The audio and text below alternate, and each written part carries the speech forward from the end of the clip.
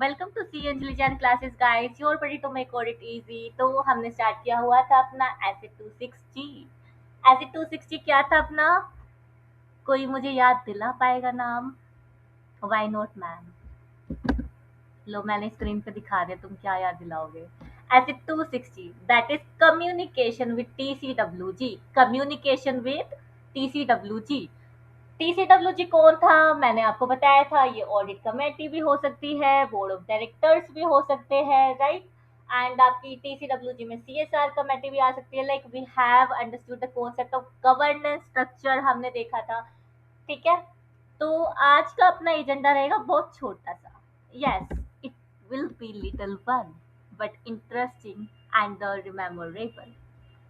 अपना टॉपिक है significant difficulties and counter during the audit. Audit करते दौरान आपको जो सिग्निफिकेंट डिफिकल्टीज आए हैं, आपको किसको? ऑडिटर को। Significant difficulties and counter during the audit. मैं ऑडिट कर रही थी, I was facing some difficulties and I need to communicate those difficulties to TCWG। वो डिफिकल्टीज जो कि ऑडिट करते दौरान मेरे को फील हुई, मेरे को महसूस हुई, मेरे को आई अड़चने, वो सब मेरे को किसको बतानी है? TCWG को। अब वो डिफिकल्टीज क्या क्या है which I will be communicating, तो हम उसकी बात करते हैं। Significant difficulties encountered during the audit में include such matters as significant delays by the management. जो ही मैं डॉक्यूमेंट मांग रही हूँ, कुछ भी ऐसी नेसेसरी इंफॉर्मेशन है, they guys are not providing me on the right time. जब मैंने मांगा तब उन्होंने दिया नहीं। ठीक है। तो I have one example for you. मैं इतना लंबा चौड़ा क्यों डिस्कस करती हूँ? सो डैट आपको क्या रहे, याद रहे, रिटेंशन पावर आपका स्ट्रोंग रहे। लाइक आप 10 पॉइंट पढ़ोगे, पढ़ के 7 को याद रखने वाले हो, 7 में से लिखोगे 5, 5 में से भी 3 सही पाएंगे तो ऑडिट के नंबर ऐसे ही आपके स्लैश होते हैं। क्या होते हैं? स्लैश। तो आपको अच्छे से पढ़ना है, समझना है एंड देन रटना है। राइट? पढ़ो, समझो and then mug up it by heart it. Right? तो बात करते हैं अपने फर्स्ट पॉइंट की। Significant delays by the management. Management significant delay कर रहा है। Unavailability of the entity's personnel, जिससे मुझे इंक्वायरी करनी है या कुछ डाउट्स पूछने हैं, इश्यूज को मुझे हाईलाइट करना है, वो पर्सन ही अवेलेबल नहीं है। और unwillingness by the management to provide information. और मैनेजमेंट बोलता है जाओ, मैं नहीं दे रहा हूँ, क्या बिगाड़ लोगे मेरा? मेरा इच्छा नहीं है तुमको डॉक्यूमेंट्स देने का, तुम्हारी हेल्प करने का, ऐसा बोला। ठीक है। Necessary for auditor to perform auditor's procedure. अब इसको हम क्या करेंगे? टुकड़ों में पढ़ने वाले। टुकड़ों में कैसे?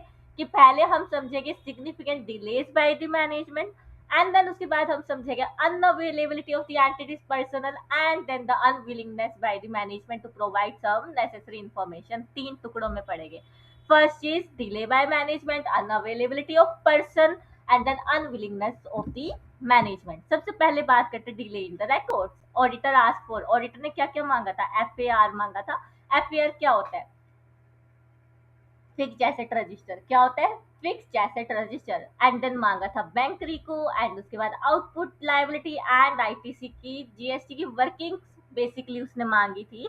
बट मैनेजमेंट ने क्या बोला? मैनेजमेंट ने आज नहीं प्रोवाइड किया, 2 दिन बाद नहीं प्रोवाइड किया, 1 हफ्ते बाद प्रोवाइड नहीं किया, 20 दिन बाद उन्होंने प्रोवाइड किया despite the repeated reminders। ठीक है। ये हो गया significant delays by the management. अब वो डिले करेंगे तो मेरी ऑडिट भी रुकेगी, मैं खाली बैठी रहूंगी, आइडल बैठी रहूंगी, जो मेरा आर्ट्स का चार्जेस मुझे लगाना पड़ता है वो ड्रॉप हो जाएंगे। राइट? देन उसके बाद है की एम्प्लॉय नॉट अवेलेबल। ये किसके लिए हम बोल रहे हैं? कि अनअवेलेबिलिटी ऑफ एंटिटीज पर्सनल। ऐसा इंसान जो जाएगा तो मेरी कंपनी रुक जाए। आहा, ऐसा इंसान जो जाएगा तो मेरी कंपनी रुक जाए। की employees not available. Finance manager है, ये की पर्सनल है। क्यों? क्योंकि this is the only person जिसको पता है कि रिवेन्यू रिकॉग्निशन प्रोसेस क्या है। Right? This is the only sole guy जिसको पता है कि रिवेन्यू रिकॉग्निशन प्रोसेस क्या है अपनी एंटिटी का। वही कौन है? गायब है। शी, सॉरी, शी और ही इज मिस्टर इंडिया और मिस इंडिया। राइट? तो की पर्सनल ही गायब है। By finance manager, the key person only who knows the revenue recognition process. But management says he is on leave, ये लापता गुमशुदा है। ठीक है। फिर उसके बाद refusal to share the information, unwillingness of the management to provide information, इसके लिए तो रिफ्यूजल टू शेयर इंफॉर्मेशन। हाँ, and one student said me कि मैं बार बार एड्रेस करती रहूं कि ये सीए इंटर के लिए है या सीए फाइनल के लिए है। तो whatever lectures I am giving they all are applicable to CA inter. For CA inter whatever I am making you read on the part of concept, they are 100% applicable. And for CA final there is selective content where will be reading those। ठीक है। सी A final के लिए there is specifications, क्योंकि देखो सी A final में भी ऐसे 260 तो पूरा ही है, you have to read it. और जहाँ पे जैसे ऐसे 200 था, तो 200 में बहुत सारी ऐसी चीजें थी, जैसे आइला था, सेफ गार्ड थे, वो ऐसे 200 में सी ए फाइनल को नहीं पढ़ना है, तो वहां पे मैंने आपको रिस्पेक्टिवली बता दिया था। But about C A inter वालों को टेंशन लेने का कोई जरूरत नहीं है। जितना मैं पढ़ा रही हूँ आपको सब कुछ ही पढ़ना है। यस, सी ए इंटर वालों को सब कुछ पढ़ाया जा रहा है, सी ए फाइनल वालों को भी सब कुछ पढ़ाया जाता है। बट हाँ, सी ए फाइनल वालों के पास अगर टाइम है तो वो देख सकते हैं। बट जो क्वेश्चन ऐसा है कि जो बिल्कुल ही नहीं टेस्ट होने वाला सी ए फाइनल के लिए, वो मैं स्पेसिफिकली बता दूंगी, राइट। अब बात करते हैं अपने नेक्स्ट एग्जांपल की, कि unwillingness of management to provide information, refusal to share information. Auditor ने क्या क्या पूछा? रिलेटेड पार्टी एग्रीमेंट के बारे में पूछा, लीगल नोटिस के बारे में पूछा, एंड बोर्ड मिनट्स के बारे में पूछा। तो मैनेजमेंट बोलने लगती है, अब्बा जब्बा डब्बा, दीज आर कॉन्फिडेंशियल, मैं आपको नहीं दूंगी, ऐसा उसने बोला। ठीक है। So this was our point number one. And after that, we have another point, an unreasonably brief time within which to complete the audit. Management ने, टीसीडब्ल्यूजी ने, द एंटिटी, उसने क्या बोला? अनरीजनेबली ब्रीफ टाइम दिया audit को complete करने का। मतलब audit was going to be completed in a couple of months. हो सकता है छोटा क्लाइंट हो, बट उस क्लाइंट ने यही बोल दिया कि भाई तुम एक हफ्ते में मुझे ऑडिट करके दे दो। Can it be possible for an auditor? No. आप ऐसे अंधाधुंध पर्चे नहीं उड़ा सकते। नो। आपको एक एक चीज देखना पड़ेगा, एंड कहीं पे अगर फ्रॉड निकल गया तो you will be equally liable. ठीक है, एज एन ऑडिटर। एंड ये चीज हम प्रोफेशनल एथिक्स में पढ़ते हैं for C A final students, कि डिसिप्लिनरी बोर्ड जो होती है वो क्या एक्शन लेती है फिर against the chartered accountant who was the grossly negligent in fulfilling its responsibility towards the asset 200, expressing an overall opinion। ठीक है। तो अभी हम सी इंटर वालों के लिए बात करते हैं। An unreasonably brief time within which to complete the audit. We have an example, we have multiple examples. An unreasonably brief time within which to complete the audit। Company finalise account very late. Company ने खुद ही जो accounts है वो बहुत late finalise करे हैं, auditor को बहुत लेट प्रोवाइड की है। Still expect audit completion with in 5 days before the AGM. जैसी आपकी एजीएम हो रही है, एजीएम से 5 दिन पहले ही बोलते हैं कि अभी अभी मेरे को फिनिश करके दे दो। देन उसके बाद न्यू ऑडिटर अपॉइंटेड, नया ऑडिटर अपॉइंट किया है just before reporting the deadline, reporting deadlines. आपकी जो रिपोर्टिंग डेडलाइंस होती है बेसिकली वो रूल्स एंड लॉजिक्स अप्लाई करके क्या होती है, 30 सितंबर ऑफ द फाइनेंशियल ईयर। ठीक है। मान लो आपकी फाइनेंशियल ईयर 2024 25 की ऑडिट, चलो 6 का ले लेते हैं एग्जांपल, हम 6 में है। तो फाइनेंशियल ईयर 25-26 का ऑडिट आपका कब कंक्लूड हो जाना चाहिए? Basically as per the companies law 30 सितंबर तक हो जाना चाहिए, राइट। फाइनलाइजेशन हो चुका होना चाहिए। आरओसी को आप अपने जो एनुअल डॉक्यूमेंट्स है उसको क्या कर चुके होने चाहिए, सबमिट कर चुके होने चाहिए after the issuance of the audit report. Maximum time 30 September, after the logic and all. वो थोड़ा घूमी फिरी लैंग्वेज दी हुई है कि एजीएम इतने टाइम पे होती है, वो इतने टाइम पे होता है, उसका मतलब ही सितंबर 30 निकलता है of the financial year in which you are going to audit the PY financials. ठीक है। New auditor appointed just before reporting deadlines and asked to complete full audit immediately। और पूरी की पूरी ऑडिट उसको क्या बोला गया है कि अभी ही आप कंप्लीट करके दे दो। And after that management delays giving the schedules यानी कि workings for the month but later pressurise the auditor. और बाद में क्या करते हैं, ऑडिटर को प्रेशराइज करते हैं, जो कि रियल लाइफ में भी हमारे साथ होता है। दैट्स वाई ऑडिटर क्या करते हैं, सर पटक पटक के परेशान हो जाते हैं कि मैनेजमेंट हमको इन्फॉर्मेशन दे नहीं रही है, अभी अपने पास और काम नहीं आ रहा है। लास्ट में फिर सारे क्लाइंट ऊपर आ जाएंगे सिर के, और फिर आर्टिकल्स को हम 2-2 3-3 बजे तक फर्म में बिठा के रखने वाले और बोलेंगे भाई तू चाह भी मत, तू सो भी यहीं पे। ठीक है, ऐसा हाल एक्चुअल में होता है। जीटी वाले लोगों से पूछो, ईवाई से पूछो, डिलोइट से पूछो, किससे नहीं पूछो, सभी सो के आते हैं अपने ऑडिट वाले सीजन में कंपनी में। राइट, कंपनी उनका घर बन जाता है भाई। So this was our point number 2. Then we have extensive unexpected efforts required to obtain the SAAE, sufficient appropriate audit evidences. Evidences को ऑब्टेन करने के लिए आपको क्या करना पड़ा है, एक्सटेंसिव एफर्ट्स लगाने पड़ रहे हैं। What do you mean by that? We have another example for you.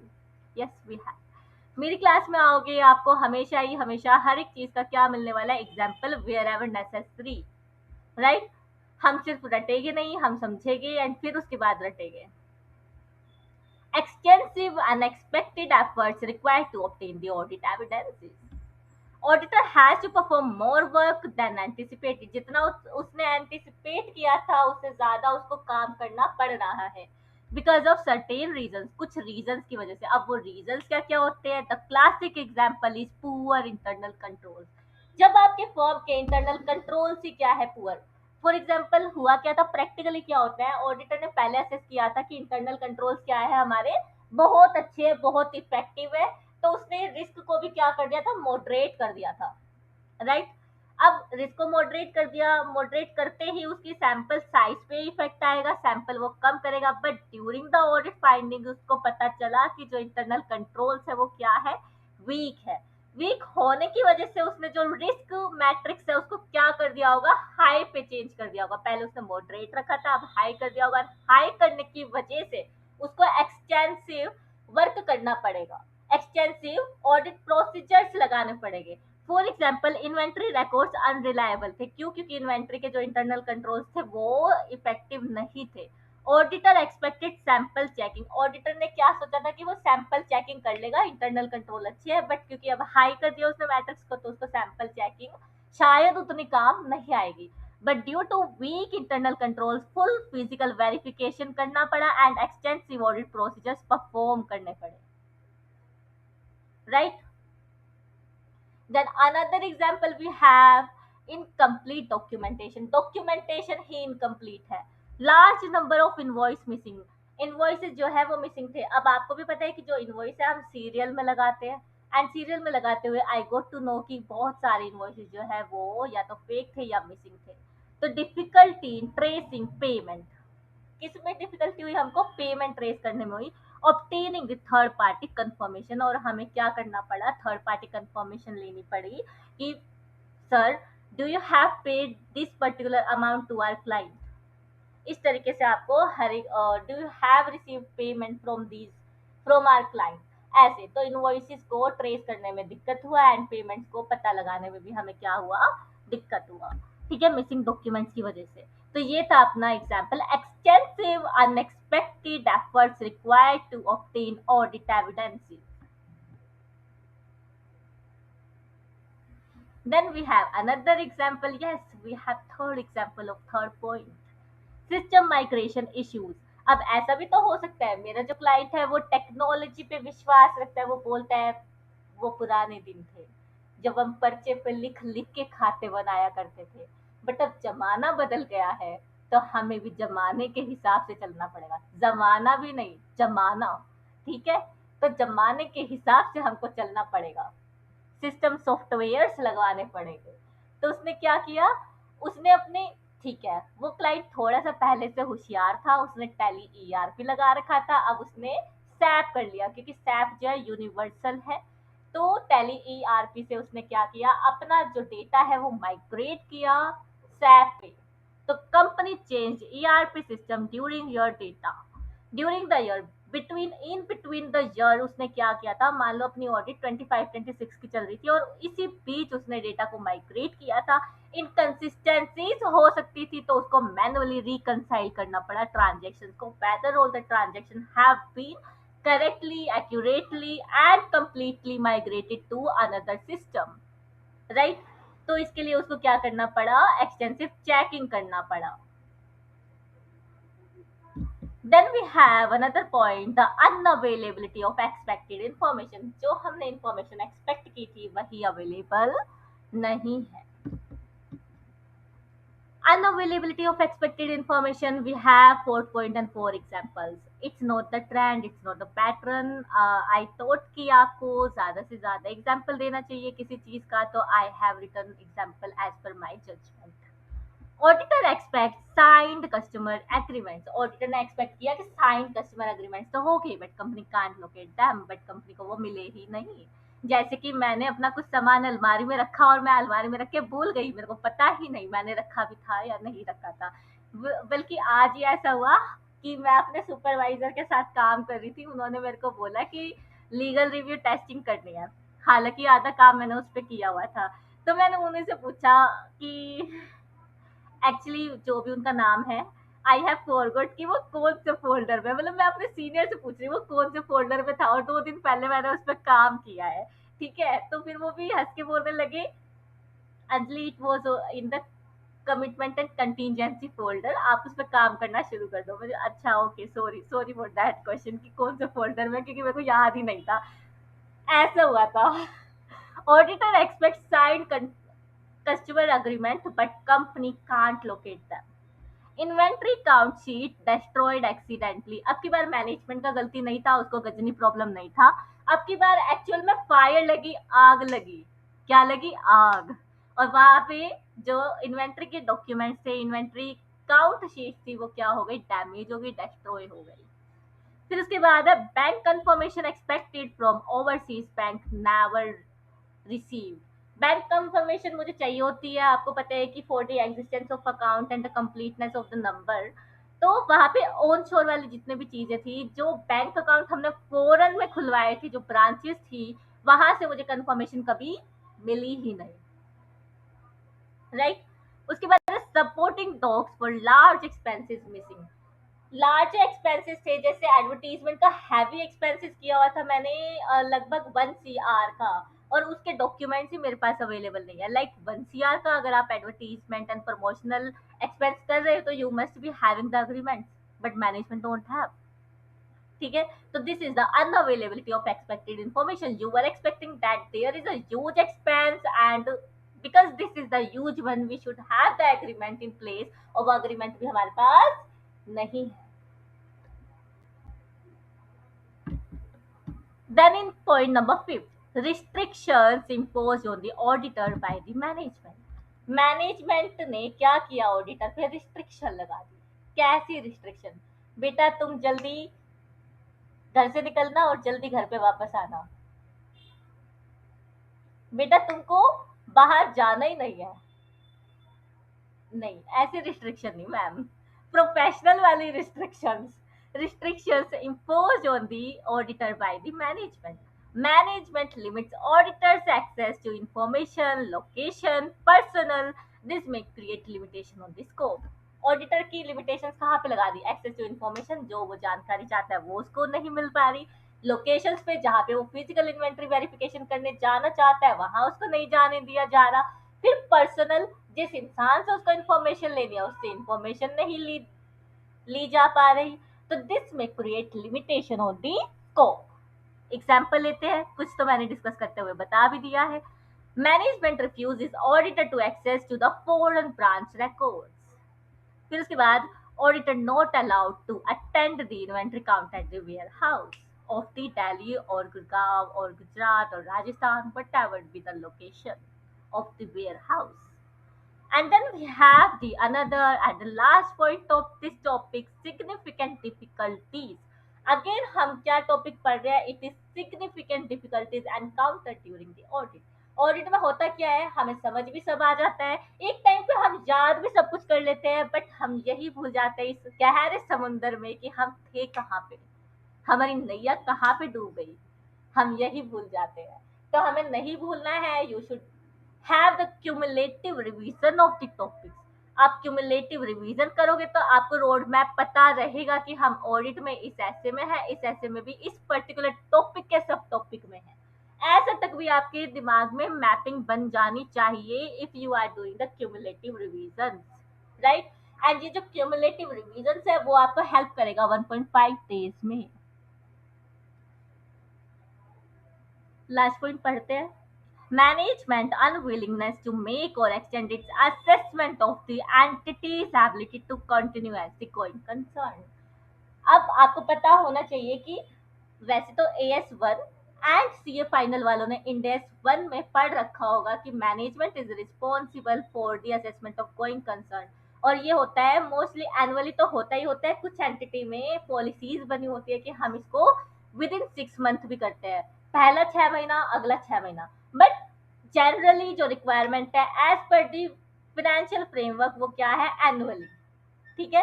तो मैनेजमेंट क्या कर रही है, अब वो बोल रही है इसमें तेरा घाटा मेरा कुछ नहीं जाता, मेरे को नहीं करना गोइंग कंसर्न असेस, तो इसमें तेरा घाटा तो नहीं है, मेरा ही है। तो मैनेजमेंट ने बोला कि वो गोइंग कंसर्न असेस नहीं करना चाहती। He is not willing to assess the going concern of the company. Going concern सबको पता है ना कि अगर अपना जो कंपनी है वो गोइंग कंसर्न सीज कर जाते तो हमको लिक्विडेशन बेसिस पे अपने बैलेंस शीट को बनाना पड़ता है।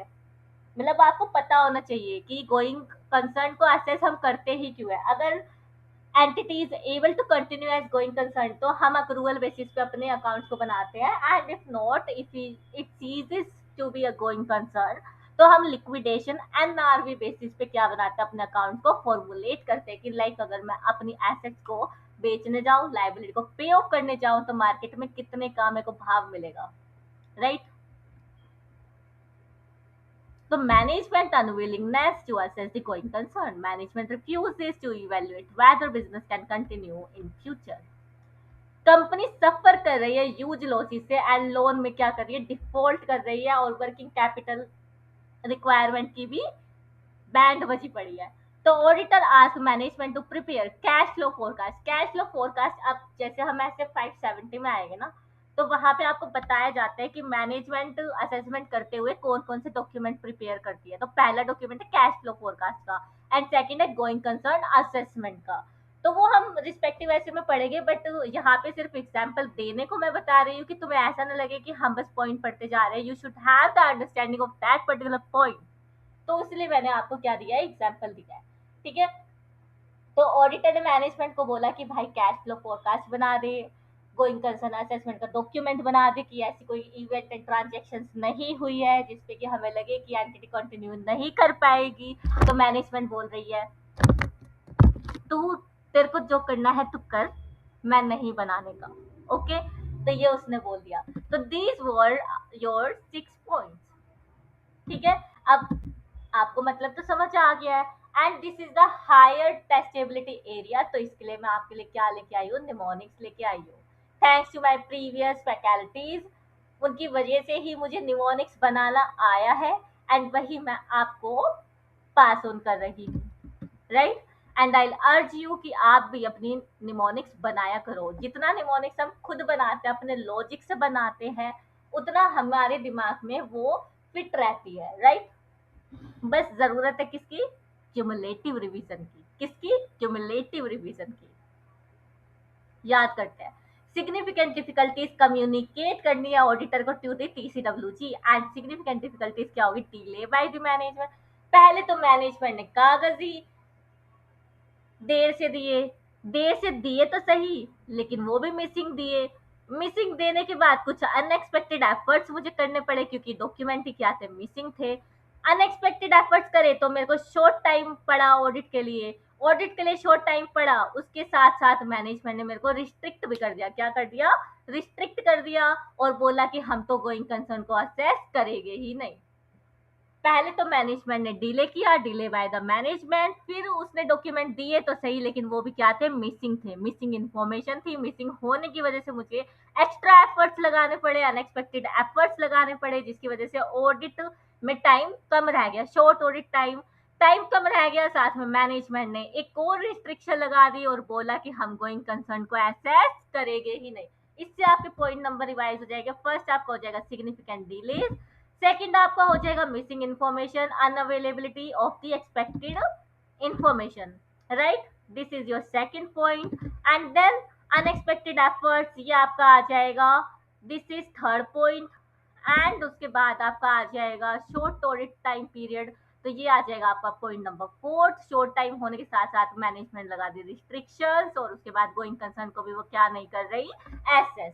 तो ये आपके यहाँ पे इस तरीके से पॉइंट क्या हो जाने चाहिए, याद हो जाने चाहिए, राइट। एक बार और रिवाइज करें तो significant difficulties to be communicated to the TCWG, पहले तो डिले कर दिया मैनेजमेंट ने, डिले तो करा ही करा, फिर उसके बाद एक तो डॉक्यूमेंट लेट दिए, ऊपर से अधूरे दिए, मिसिंग इन्फॉर्मेशन, जिसकी वजह से मुझे अनएक्सपेक्टेड एफर्ट्स करने पड़े। अनएक्सपेक्टेड एफर्ट्स करने की वजह से ऑडिट टाइम शॉर्ट पड़ गया, शॉर्ट पड़ा तो सही, और मैनेजमेंट ने भी रिस्ट्रिक्शन लगा दी, बोले कि गोइंग कंसर्न एसेस हम तो नहीं करेंगे। तो यहाँ से आपके 6 के 6 पॉइंट क्या हो जाएंगे, याद हो जाएंगे, right. So in some circumstances, such difficulty may constitute a scope limitation that leads to modification of the auditor's opinion। और जैसे ही there is limitation और scope का circumstance बन जाएगा, हम क्या कर देंगे, ऑडिट रिपोर्ट को मॉडिफाई कर देंगे, राइट। तो ये आज का अपना क्या था, टॉपिक था, the significant difficulties encountered during the audit to be communicated to the TCWG। I hope आपको ये लेक्चर पसंद आया होगा, आप इसको बार बार सुन सकते हैं। मैंने आपको इसमें एग्जाम्पल्स भी दिए अंडरस्टैंडिंग पर्पज से, एंड आपको साथ के साथ क्या करा दिया, याद भी करा दिया, right. So have a good day and keep revising this stuff. Stay connected with C Anjali Jain for more audit learning. And if you have any doubt, you may ask on my Telegram channel and even in the comment section of the YouTube box. Have a good